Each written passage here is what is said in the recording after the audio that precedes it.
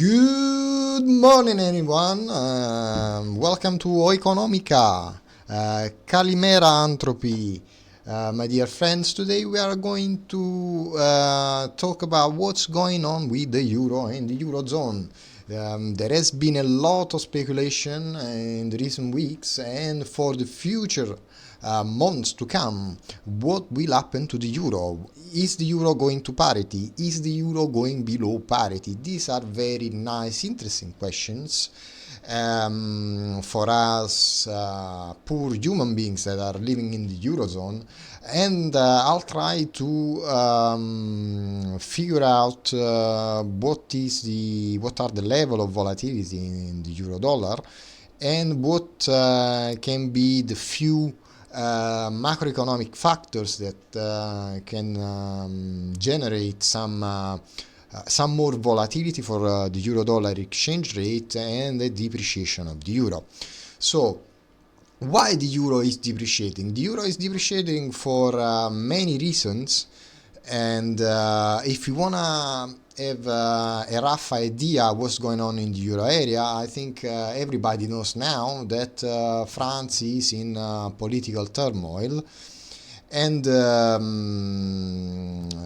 this is causing quite a bit of volatility in markets, for good or bad. For example, we saw the DAX is going to all-time high, and nobody cares about what's going on with the French budget or whatever. So there is political instability in France, and France has it hasn't got through a budget, a fiscal budget for next year. It's basically rolling through what were the measures that are in place now, and the fiscal deficit is larger than 5%. But on top of that, I want to show you something which is very funky, and it's the target to balance. So the target to balance is a very it's a very funny thing,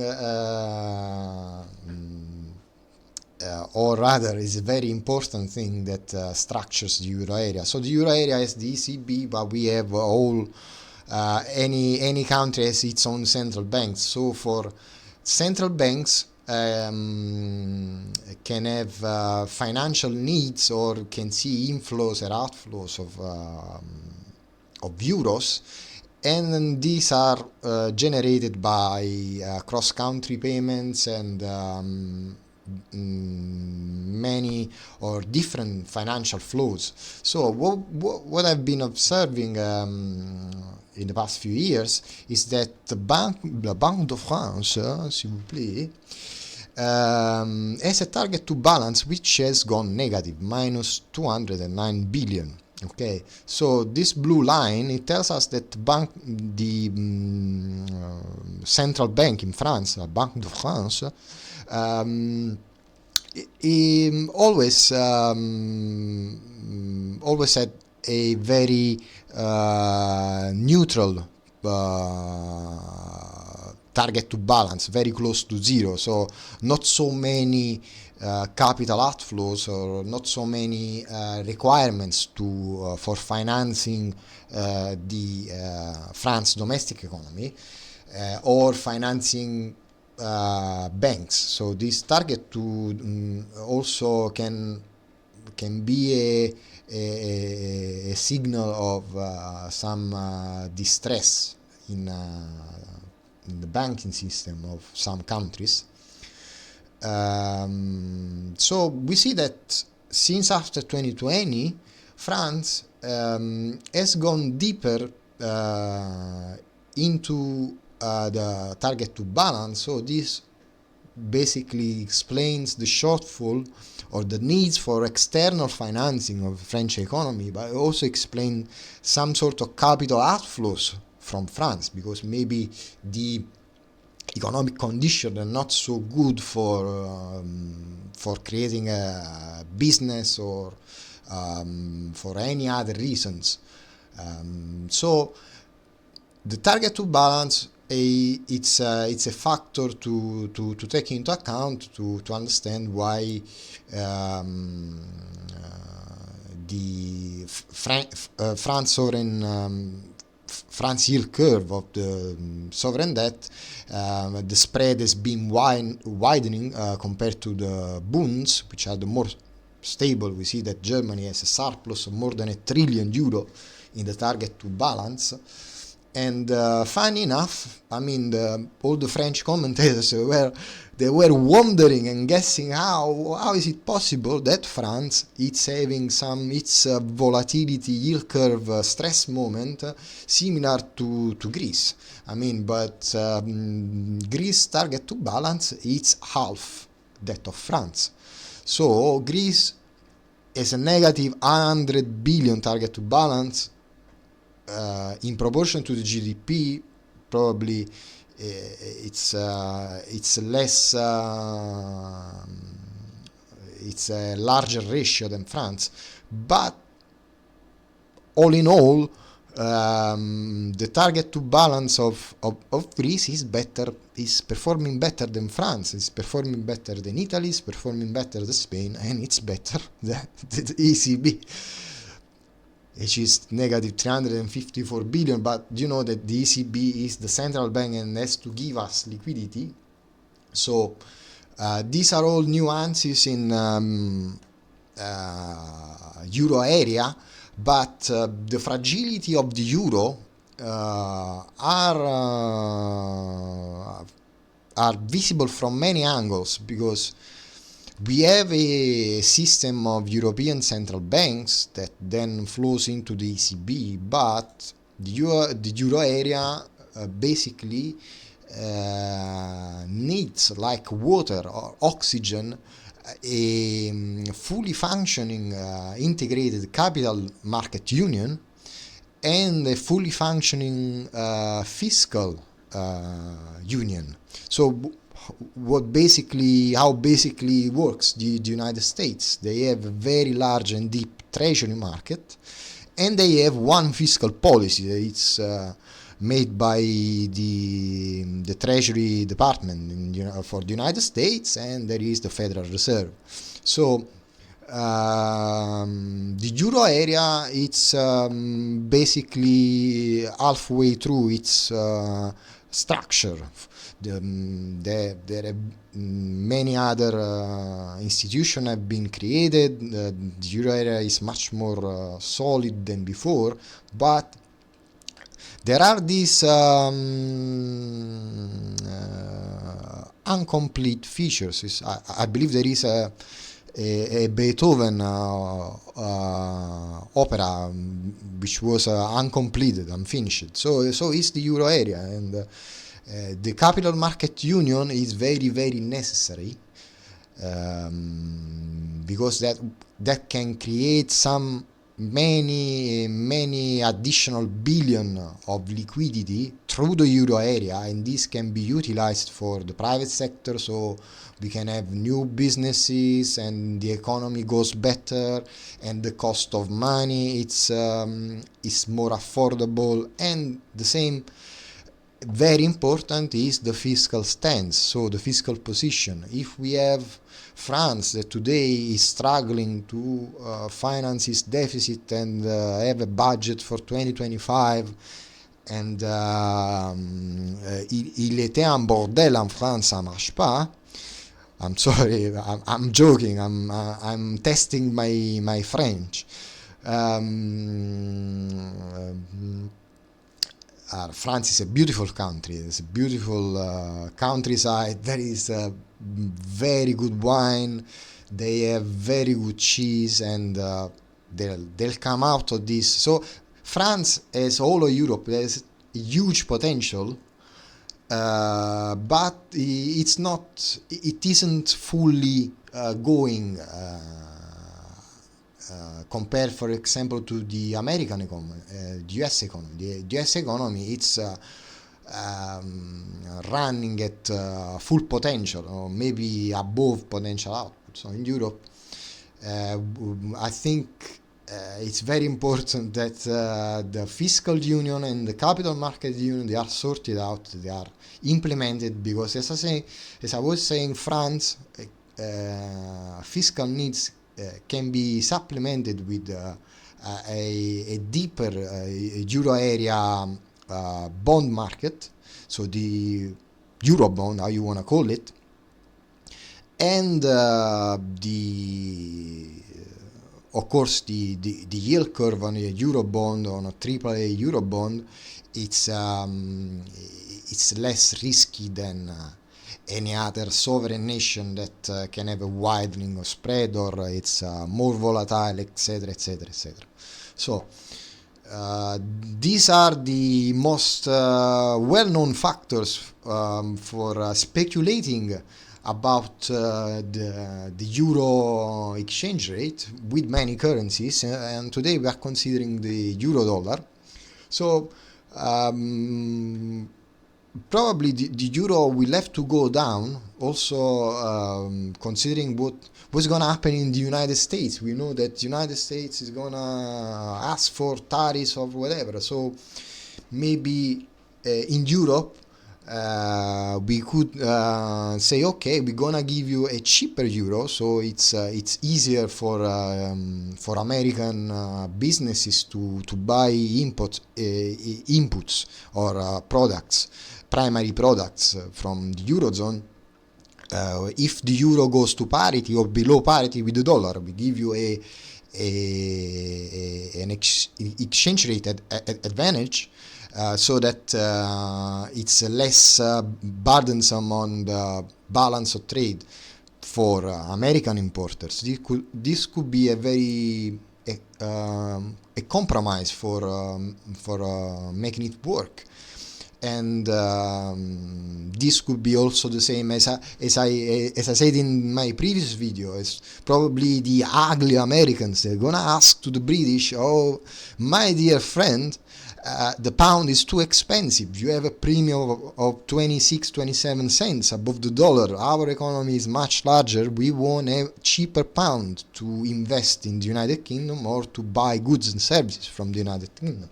So there are so many factors in play that are external to the stock market, and there are factors that are of the stock market, sorry, as volatility of a financial asset, or for example the market positioning in the option market. So I've tried to compare what is the historical volatility trends of the EuroDollar, which is a very boring currency. It does move much, it doesn't go, it is not that volatile, it's very stable, and so I measured, I tried to gather what are the patterns or the features of the historical volatility of EuroDollar, and I went on a website and I took the January 2025 EuroDollar option chain, and I compared it with the implied vol of next month option market for EuroDollar, to see how the market is positioning, and I found some very interesting features that could give us some hints or some info about how market players are trying to hedge a potential downside movement of the euro towards parity and below. So what I would say here, for example, if we see here on the screen, we have the chart of the EuroDollar, is on a month time frame, and the Bollinger Band is on a 3 standard deviation. It's not much wide, so the euro is a very stable exchange rate. And what we see here, for example, for the MACD oscillator, we see that the blue line is going slowly, crossing or very near, very close to the orange line. So the signal line is crossing the moving average line of the MACD, and if we look carefully at these lines, we see every time there is a cross between the lines, we have a signal to upside in the price action or downside. These are basic features of technical analysis of any chart. So the euro now is stalling here. We are at the bottom of the Bollinger Band, so presumably this will bump up a little bit, because Monsieur Macron, il prend du Trump, is taking time to to sort out the situation. And this is very, very funny. I mean, French people, they are great. I mean, there are great scientists. France has a lot of capabilities, a lot of PhD researchers. So it's a pity that France is in this impasse, and I hope that we can have our French cause in just going strong in very near future, because we love and we need them. So what I was saying, how we can play the EuroDollar downside.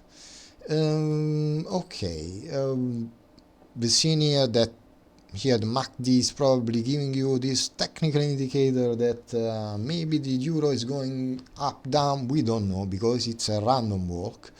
So let's have a look at what's going on with the volatility. I'm sorry to mess about this thing. Yep, here we have it. It is. Okay, so let's start with this very comprehensible chart. So the blue line is the euro-dollar exchange rate. Is the past time series 2010-2024. So it's a good amount of data, almost nearly 4,000 daily data. And there is the 7 days and 21 days analyzed volatility. So as we can see, we can learn here that when volatility goes up, the exchange rate goes down, my friend. Okay, this is very, very simple, basic stuff. Volatility goes down, the market rips higher with nothing to stop. The sky is the limit, okay? But when volatility goes higher, then the market is volatile, is jittery, and everybody is running is running for the exit door and say, I'm gonna dump and sell everything. So we see that, for example, the yellow line, it has given a good impulse of volatility. It has gone up to 15% the 7 days, so the near-term volatility, which is pulling up also the 21 days standard deviation average, which is around 10%, okay? And at the same time, the euro is going down, okay? So we have materially in markets, we have some downside pressure with the euro, and volatility, it's going higher.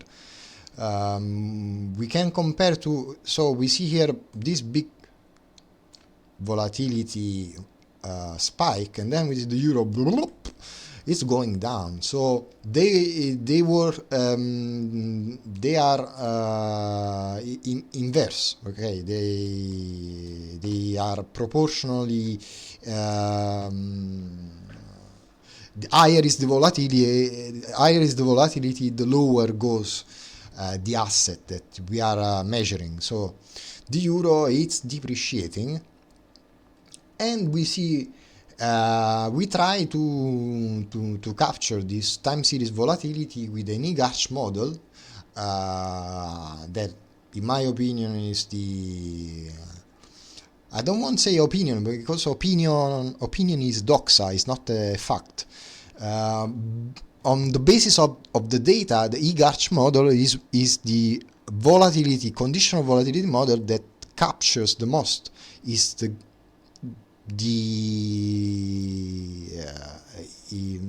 captures the most the time series volatility of a currency financial asset, not financial asset, of currencies. I don't know, I haven't done any experiment on other things, but for EuroDollar or pound dollar, for FX market, the EGARCH model for me is the most suitable. And we see that at the start of 2024, volatility was quite clustering, and then you have these peaks and spikes, and the volatility fits through, and then it starts to go higher and higher and higher, because there is persistence in volatility. So this data, they are very important, because when you start to see volatility that is repeating with a certain frequency, and then the frequency it's shorter and shorter, then you can figure out that probably there are some positioning in market that it's accumulating, is positioning for a wider movement in of volatility for here, for the EuroDollar or for any other financial asset. And the EGARCH tells us, no worries, the time series is stationary, my friend. There are no particular lags or seasonality, the residuals or variance error, they are very well behaved. So the time series is then the residuals are stationary, and we have these coefficients which are very boring. I will go through it very quickly. So as I said in my other video about cable, what I would consider the most are the alpha and beta parameters. So the alpha parameters tells you how the volatility of the time series reflects what are the past shocks of the time series. And for example, we see here a similar here we see a similar peak to this one, so a past shock has a similar outcome in a forward-looking volatility spike. And so the alpha coefficient, it tells you, which is here is very consistent, it's 0.22, almost 0.23. Let me clear this up. Okay. And so it tells you how the volatility remembers basically what are the past shocks of the time series of the financial asset or the currency, and how new information in markets or exogenous factors can have an effect on the financial asset, that on the volatility of that financial asset, or here in this case of EuroDollar. And the beta tells us what is the persistence of volatility, and the coefficient of 0.91 is a high coefficient, is a significant coefficient. And this means that the EGARCH model gives you a very good fit of how EuroDollar volatility has behaved across time, and what are the reference parameter that you have to take into account when you want to model some future forecast of volatility. But also, for example, the log likelihood, it tells you is a very high number, so it tells you that the the model, it fits very well, and also the AIC and BIC criteria, I'm sorry about that, they are very significant from a statistical standpoint, of econometric standpoint, I should rather say. And we see that we have 3,893 observations, and the residuals 3,892. So the residuals, they don't bump around up and down, and they don't go outside this shaded area. So there are no unexplained or seasonal factors of lagged correlation between periods of volatility, and so that means that there are no errors. Okay, in the eGarch model, it's very consistent, and so I did the same. I managed to fit also a Garch 1.1 model, and it went very well. And I have to say the Garch 1.1 model, the chart is clearer than the eGarch model. So if I have to find something that I don't like, is that. So as we see here, this is very neat, clearer, and I want to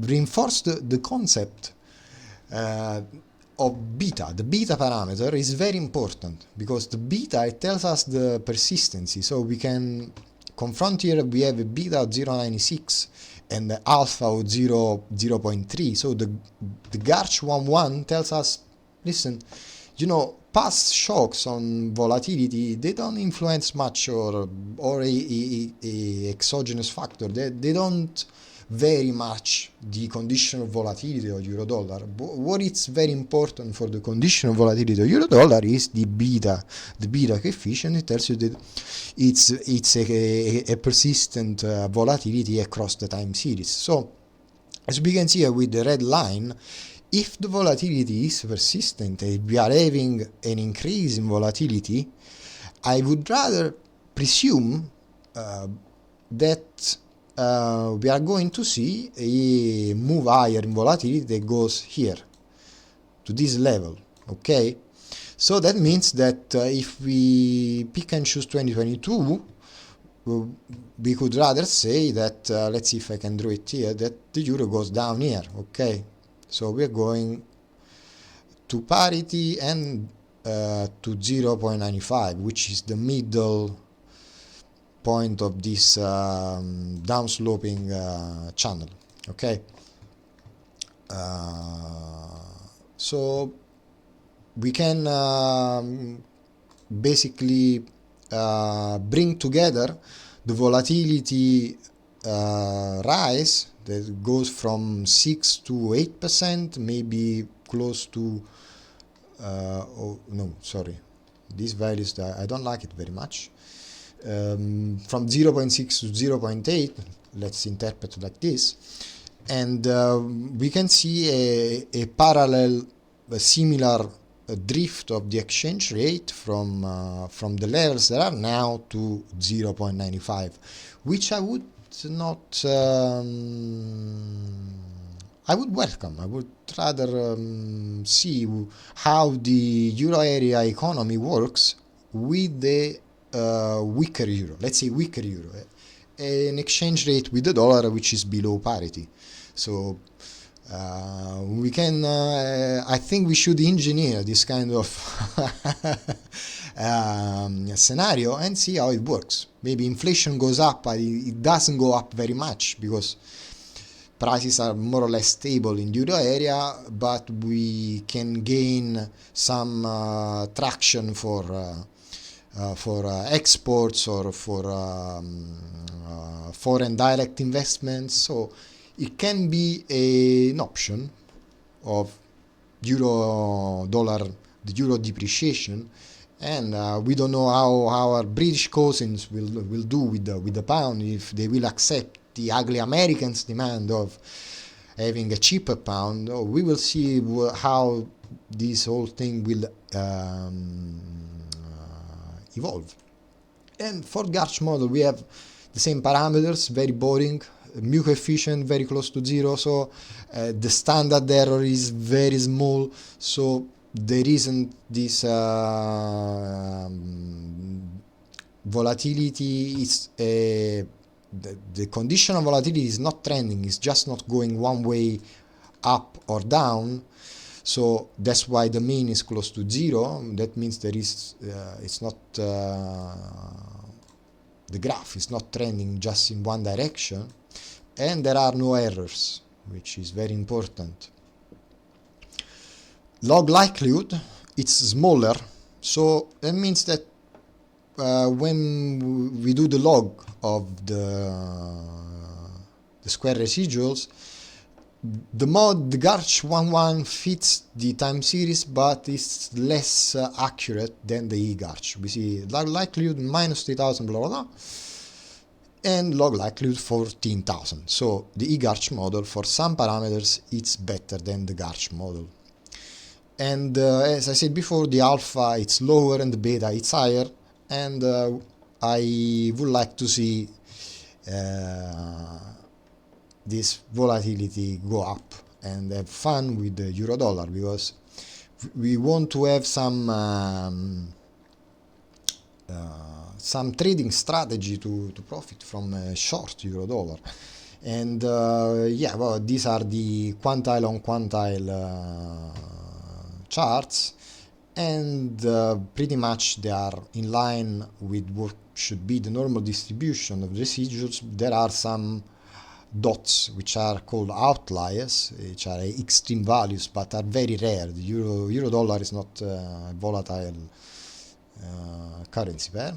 And before doing the Garch, I tried to an ARIMA model, which gives me some interesting features that I will go through in a second, which are the Lume box, the Jarque-Bera factors. So this 0, 0, which means 0 means nothing. No, 0 means a lot, because it means that there is no autocorrelation in the lags of the square residuals. But what it tells me that the Jarque-Bera tells me that the distribution of square residuals and also the distribution of returns of EuroDollar is not.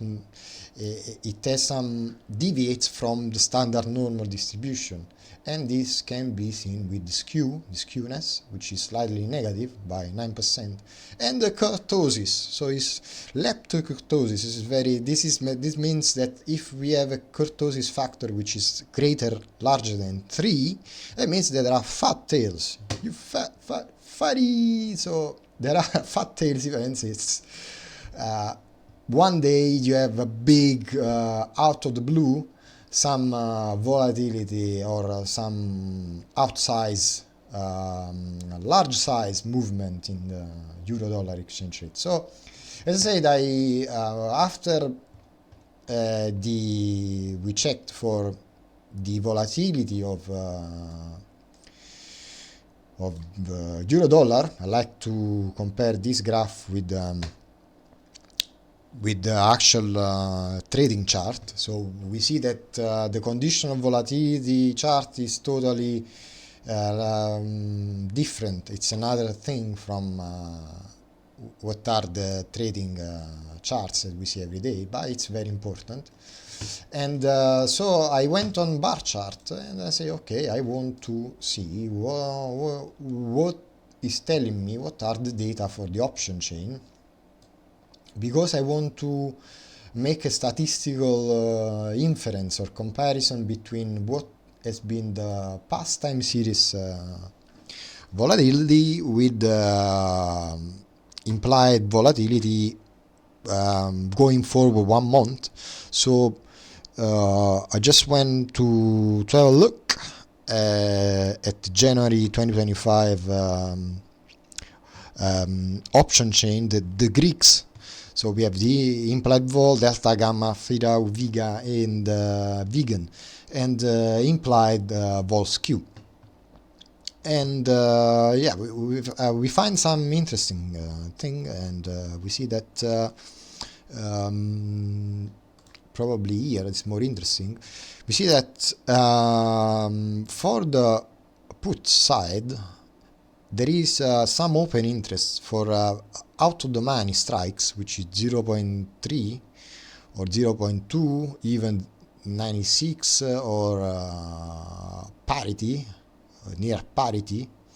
So this means that the also very near the money, 0.5, 0.55, 0.5, which these are values that have been traded in the past days. So, but we don't have the same exposure in open interest for the call side. So also because the premium is very high, so options are very expensive. But I think if I interpret this right, is that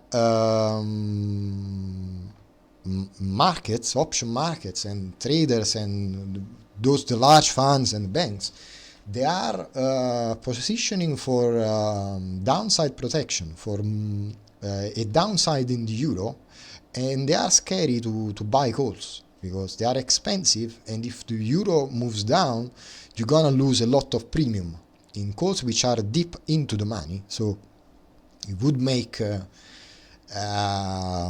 rational to have a call which is deep into the money and then hope for the euro to go up. But I think the market is slightly scared to have this sort of exposure, and they are preparing for preparing. They are there is more open interest in downside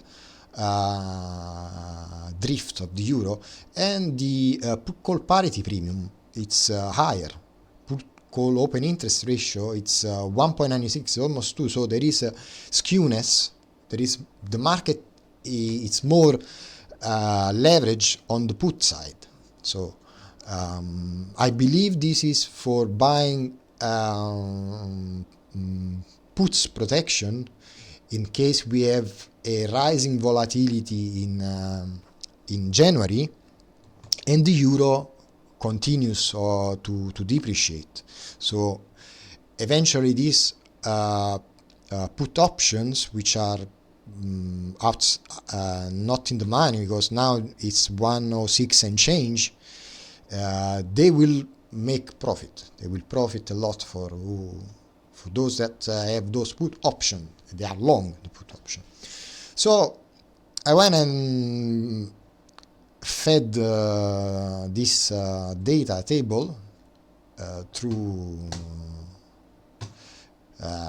Python code, and I overlapped the implied vol, as we see here this graph, the implied vol with the Garch smoothed Gaussian average, and there is a confidence interval, and we see the red dots that highlight what are the critical points. And we see, for example, you know that we have a small volatility here around where is the exchange rate today, between 105, 107, 106, and then volatility goes higher if the euro moves down towards 102 or parity. And I mean, this graph, it's I would take it with a pinch of salt because it's more like a sine or cosine function, but it's a nice thing to have. So here we have eGarch and Garch models overlaid with the implied vol, option implied vol. And this is very funny. So we have the 3D implied vol surface, and we see that there is a lot of distribution, as we see here, on the downside, and there is a lot of implied vol. So the higher is the implied vol, the funnier is gonna be the moving around of the euro dollar. So probably there could be some downside that we are not seeing now. So because it's pretty stable. Let's have a daily chart. So what is doing? What's going on here? So these are volume profile, point of control, but I don't want to bother with that. let's try and see if it comes up with anything. Yeah, I don't mind. So pointer control, it's up here. I don't know. Okay, so as we see here, we have a lot of implied vol that it's accumulating for the downside. So the 105, parity, and 0.95. But most of in the money option exposure is between 105 and 110, so in this range area here. By the daily chart, it seems to me that it's going up again. I really don't want to, I can't waste my time with this. It's going up or down, it's pointless.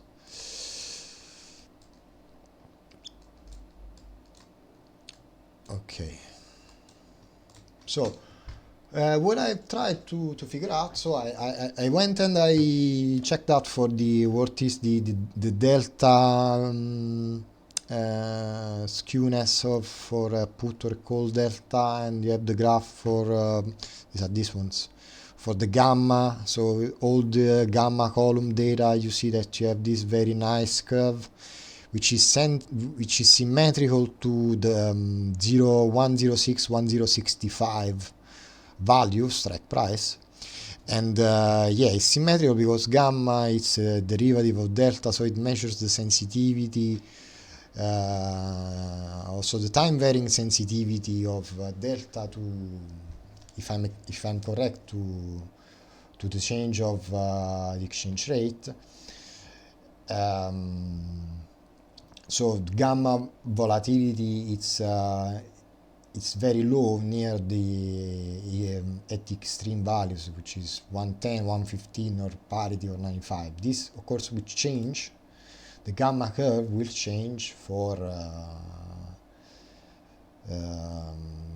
going forward, going into January with more data and more trading days and whatever. So how, on the basis of how the exchange rate is gonna vary. So this is the Vega, and the implied vol, we see, okay, the skewness of the implied vol here, as we go far down and out of the money, the implied vol, it's rising up.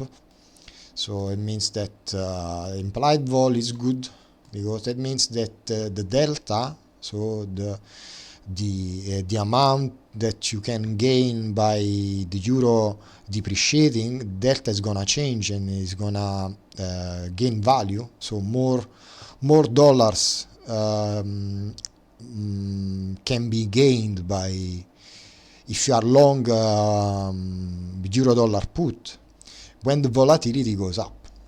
Okay, so these are the orange line is the put implied vol skew, and the call implied vol skew. These are the distributions, and these are some theoretical simulation for two strategies, long and short straddle and strangle, which are two option strategies which are very complicated, very expensive, but very simple terms, it's very easy. So this orange line, if you are long a straddle for below parity, then you have a positive P&L that goes from 25 to 10 cents. And for example, if you are short a straddle, I don't know why it gives me, yeah, if you're short a straddle, I don't know how to read this thing, because here, yeah, oh yeah, sorry about that. So if you are long a straddle and then the euro goes up, I was not reading this part of the chart. So if you are long a straddle for below parity and the euro goes up, you have a positive P&L. If you are short straddle and euro goes up, here you see the P&L curve is negative, so you need to be short straddle and short strangle short strangle, short straddle to profit from a parity or below parity euro dollar.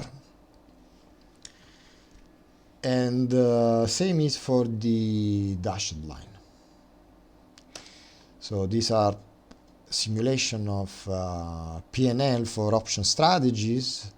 And if you only want to utilize a long put strategy, you can choose a 0.99 here, which is very out of the money, and 0.98 put premium. And with a Black-Scholes formula, you can see what is the potential payoff and what is the break-even level, which is between 0.97 and 0.95. And these are some simulation of option volatility. I don't know if I can do some other yeah, okay, we can try and adjust this thing. Okay, so we have, let's change the spot price. This is basically implementing a Black-Scholes formula. And I say I want to, let's see if it comes up with something. I want a 105 and 1. And premium cost, oh dear, I should have last premium cost. Let's see, I don't know if I can find the right data.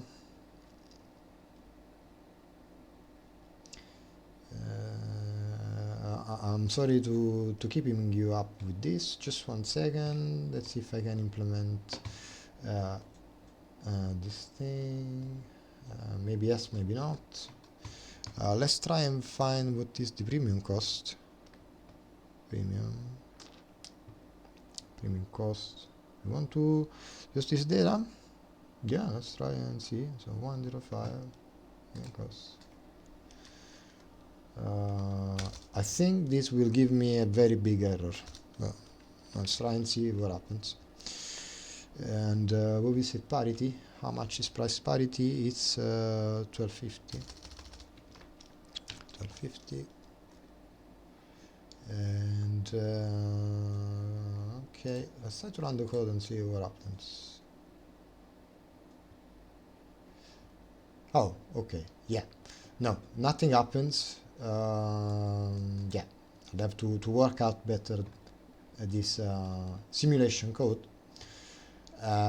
Anyway, so let me try and see. Oh, that's fine. Let's move on. I don't mind. So, as you can see, these were basic simulation. What if you are if you want to buy long put strategy out of the money and want to, for example, you want to try to have to exploit the implied volatility skewness. If you presume that the euro is going down, and yes, let me know if you like the video. Let me know in the and like the video, and see you at the next video. Welcome, and see you to the next video. Good luck, have a good day.